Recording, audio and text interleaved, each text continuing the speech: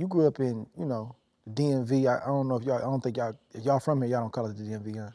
Nah, we do. We call it Yeah. a DMV. It's just certain parts of like, it's like specifically certain parts, especially when you're from there. It's more than likely DC, Maryland, and that's like Prince George's County and the closer counties surrounding it, excluding Baltimore, and then Virginia. So you like, you know, being from that region, bro, y'all they can scrap, they can fight. Oh yeah. You know, and I seen that just being in the nationals. You know, you see certain cats, Philly cats pull up, Concrete Jungle, then you see DC cats, and you see, you know, Headbangers, then you see, you know, cats from, you know, Detroit and different parts. You start realizing them, man, they can rumble. I mean, they cool, they all right, but they can go. Yeah, the who's. Being from like this part of the region, like it probably wasn't no average come up for you just like learning how to box. Like you got to learn fast because there's some dogs in that gym, I suppose, right? Yeah, definitely. So it's always been, especially since I've been boxing, it's always been a hotbed. You got to think our history is rich with world champions, even Olympians. And great trainers. And great trainers. So I think me coming up in this environment in the boxing game is just, you know, perfect. It's suited because look at me now, out of my crop, out of the, you know, surrounding age groups or whatever the case may be, maybe a few before me and a few after me. Look where I'm at. I know you mentioned a couple fights, but was you a street cat, a street fight type of cat, or you got a lot of fights at school, or did your reputation keep people back? So when I started boxing, it was like, you know, not really. I probably got in a few fights after boxing, but that was about it. It wasn't like crazy. Yeah, it wasn't like that. I wasn't Yeah. too, you know what I'm saying, into that no more. What was the local amateur scene like when you start moving? Like not national, but local? Crazy. Yeah. Well, younger. I ain't gonna lie. But When we got older, though. huh?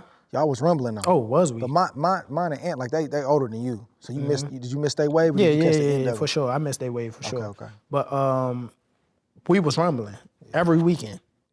They wasn't scared to put nobody in no tournaments, nothing. I mean, like I fought Lamont and Anthony nephew twice. His name Patrick Harris, the son of one of the tank trainers.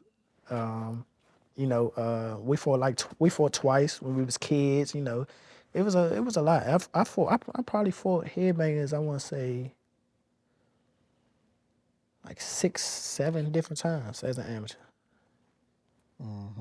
Tough fights. Some. Yeah. The only 2 I lost was to him, to Boog's son. Pat. Yeah. That's my man though. That's my man. Yeah.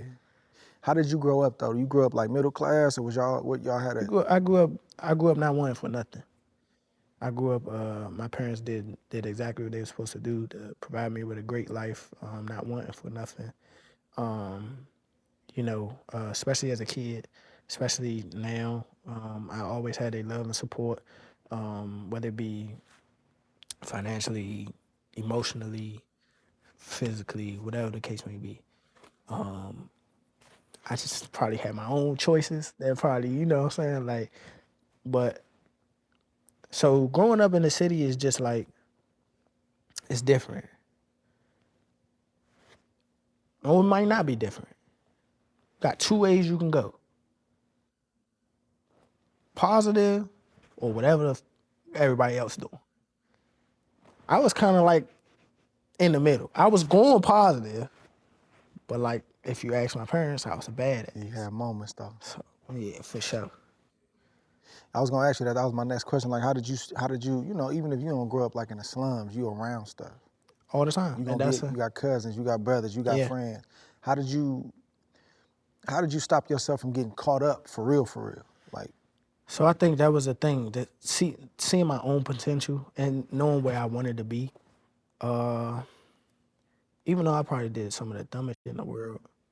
Looking back, you was tripping. Yeah. But like you said, it's what you around. That's what I was around all the time. All the time. I mean, like you said, my cousins, all my friends, like, all my friends, no disrespect, y'all.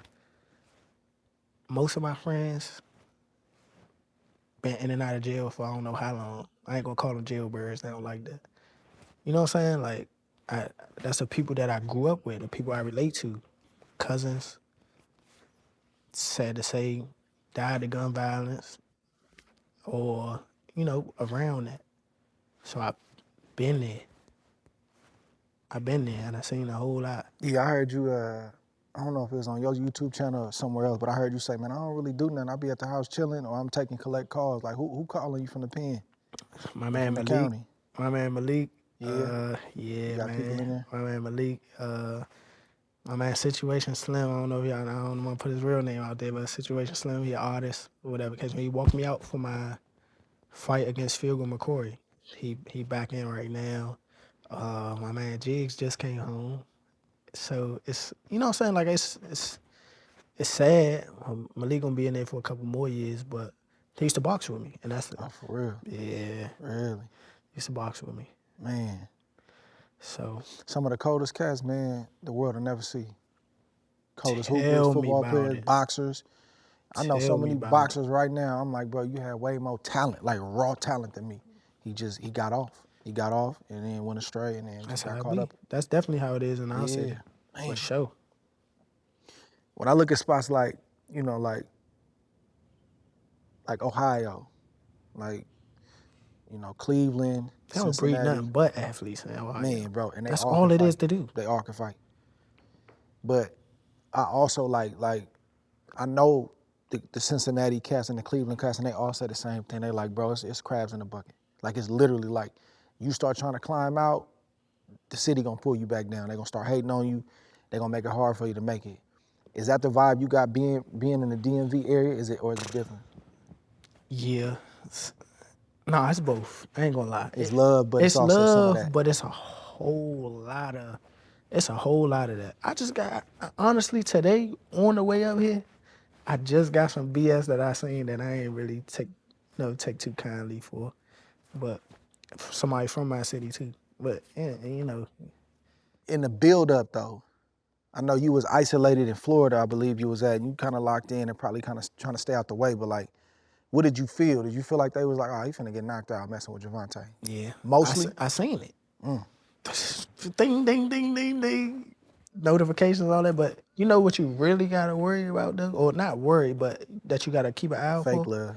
The ones who quiet. Yeah, like, what's up, bro? It's all good. The ones who don't say nothing about this fight. Cause you know what they waiting on? The result. If you win, it's, oh, I knew you could do it. If you lost, I knew that nigga was gonna get knocked out. How you deal with that though? I don't really care about it though, cause I got real love. I got real support. I got real people behind me that really want to see me succeed. So that's how, like, I don't know most of them, so I don't care. You ain't tripping. I'm not tripping. Even if they around your city? Yeah, no, I don't really care.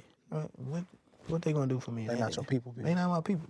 After I win, they still like, you know what I'm saying? Like, still don't matter. If I were to lose, what they gonna say? Oh, told you was gonna lose. Don't matter.